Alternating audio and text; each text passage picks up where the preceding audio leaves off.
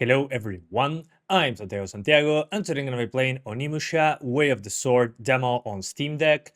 So this game releases in September, but we have a demo pretty early on, which is nice to see. June, July, August, September, 3 months before release, that's a good sign. We don't have Steam Deck compatibility stuff just yet, but being an RE engine game, as long as it's not open world, it should be fine, so let's get into it right away. Alright, so first we got shader compilation, that's good to see, usually helps quite a bit. Alright, so let's first take a look at the default settings. 800p by default, capped to 60 frames.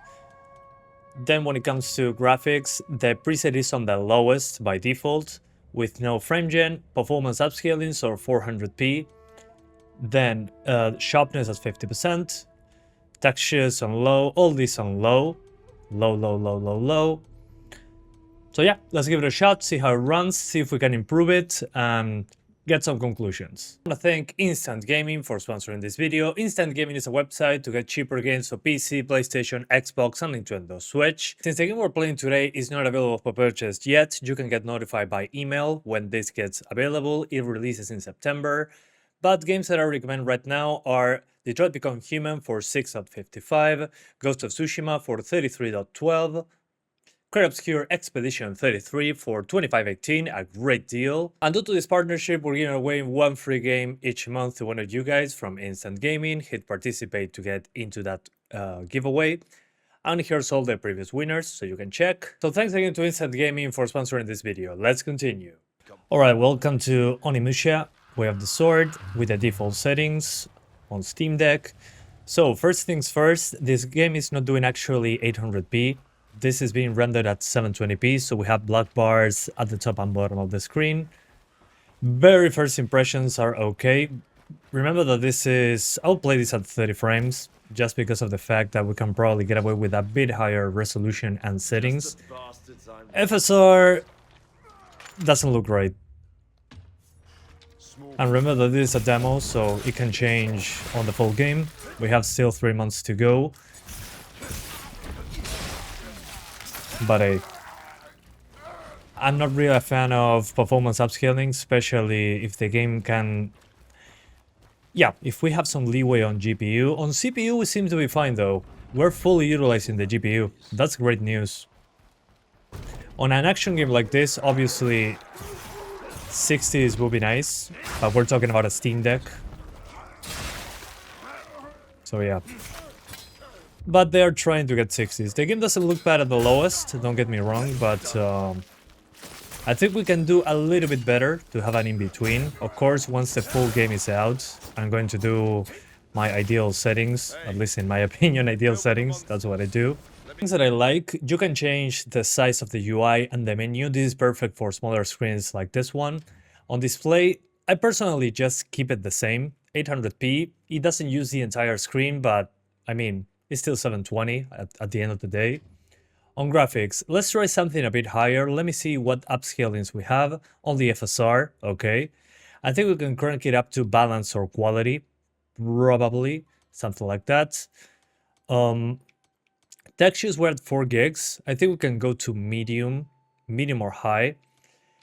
Texture filtering, let's put it at 8 times. 16 times should be fine, but some games sometimes have issues with that. When it comes to mesh quality, on Resident Evil Requiem, increasing this from low to high was a big hit, especially in more complex locations. So in the final game, I'll probably keep this on low. Yeah, let's keep it on low for now. The sky quality, I mean, it still looks pretty nice on low. So I'm going to keep it like that to not sacrifice resolution. Foliage, there's a lot of it in the game. So on low, I think we can get away with it. Foliage movement, this will be a bit of a GPU hit, but sometimes it hits the CPU as well. Ground quality, it probably uses, yeah, it uses some VRAM. Let's put that on high. Call distance, well, character models, when they are going to show up, let's put that on low. Shadow quality, I mean, the lowest shadows didn't look bad at all. So let's put it on low. Contact shadows, yes please. This is not usually a big hit. Ambient occlusion, you can turn it off actually. Okay. Yeah, I think with low we're fine. Bloom, sure. This is personal preference, of course. Motion blur, not a fan, but if you want to enable it, do it. Vignette, This is more for immersion. If it bothers you, disable it. The famous screen space reflections. I say famous because usually in the RE Engine games, they're not fantastic because they get occluded by the main character. Let's put this on low. Subsurface scattering, this for, skin quality. It should be fine with it on. Volumetric fog, this is probably a big one. So I don't mind that it's a lower resolution. It's a smaller screen anyway. So something like this is what I would do with quality upscaling instead of performance. And I'm going to target 30 FPS on this one. So what's the result? Well, the game does look much better when it comes to resolution. The malice is thickest over there.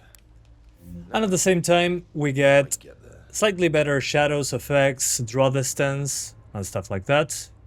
Okay, it tells me to go to the main menu. Oh, okay, this is the map. So we're going to get up there that is more geometrically complex. That's perfect. And there's probably going to be some badass combat in the middle. If I went too high with the resolution, I'll just going to put it on balanced. Let's see, VRAM, we're a little bit over budget. Parry just before being hit. Okay, hit me. Come on. Hit me. Oh, the game even tells me when to. Yeah, I'm playing on easy. Just for purposes of making this video, advancing in the game as fast as possible. But hey, so far so good. Again, I don't think 60 frames is a realistic target. Just because of the fact that this, an RE Engine game, we can get away with it. But 60 frames I think will be CPU limited, and we need to sacrifice the resolution much more. With the performance upscaling, which is the lowest I would go, it was already struggling to be anywhere close 60. It dropped into the 30s as well. So far this seems to be pretty damn good. I'm impressed. First impressions, at least for the demo, are pretty good.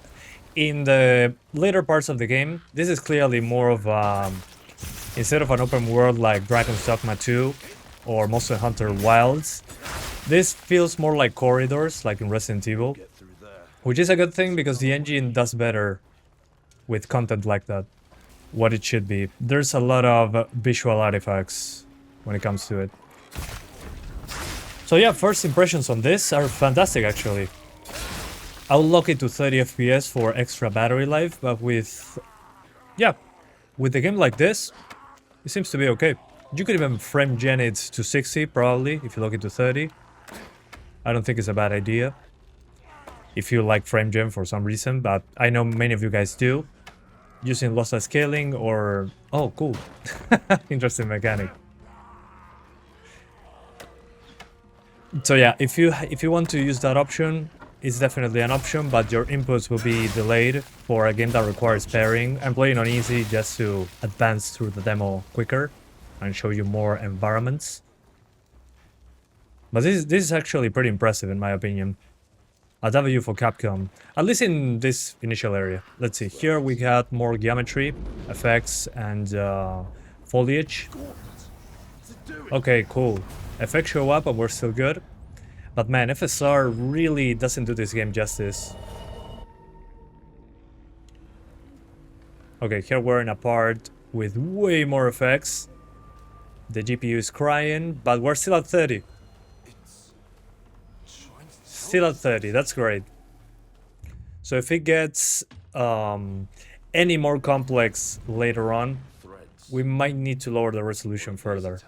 Again, this is a demo, a small showing of what the game has to offer.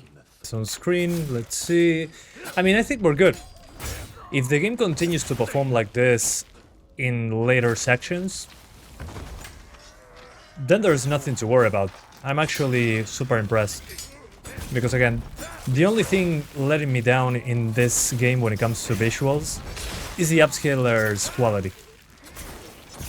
We need better upscaling. You could force FSR 4, but you're not going to get as much of a boost in performance like in here. But once the game releases, I'm going to try that out, because it's always interesting seeing how FSR 4 fares against FSR 3. Spoiler alert, FSR 3 looks horrible in comparison. Okay, we now got the in-game frame gen. Again, lossless scaling can probably do better because it's usually less of a hit. I'll still recommend you lower textures from high to medium. But we seem to be good. Oh, and I almost forgot. We need to lock the unlock the frame rate. Manual GPU clock of around maybe 1300, maybe no 1500 should be good. This game is very GPU intensive. And with the in-game frame gen, the motion doesn't feel bad. Ooh, the responsiveness when attacking though, it's not great. So let's continue on. Again, 1500 megahertz on the GPU. Ooh, the inputs feel pretty delayed, but it's not so bad. I mean, if you start playing the game with frame gen, I'm trying to be a little bit charitable on this. If you start playing the game from the beginning with frame gen on, you can probably get used to the timing being a little bit delayed. I'm seeing some artifacts when it comes to the UI. On the enemy's health bars, you can see that they are kind of jittery. Same with the prompts. So again, being the in-game solution, it actually seems to have better responsiveness than lossless scaling in other games. It doesn't look bad with frame gen. Just some low frame rate updates on the UI, which kind of sucks. It's not the end of the world. And the inputs are not so bad if you, again, like I said in Ghost of Tsushima, for people that wanted to use frame gen, the input lag is not so bad, especially if you start playing the game with frame gen on. So you get used to the slightly delayed inputs. If you play the game at 30 frames without frame gen, and your inputs feel a certain way, if you then switch to frame gen, all your inputs are a bit delayed, and your brain is not used to that small delay on top of it. So that's an option if you want to use it. Personally, again, I'm not a fan of frame gen. I'd rather play at 30 frames with way better input latency. But the option is there if you want to use it. It actually seems to be a decent implementation in-game. Impressions, again, my thoughts on my first impressions. I mean, it's an RE Engine game that appears to have some open locations, but it's not like an open world like other games that this engine has a lot of trouble with. Performance is way better than I expected. Quality upscaling for 30 FPS. You can maybe get away with native res, but I'm going to try that again later on when the game releases. I think that would be more fair to you guys, because I don't know what's later into the game. Maybe there's a bigger map that kills the performance right away. But again, first impressions are good.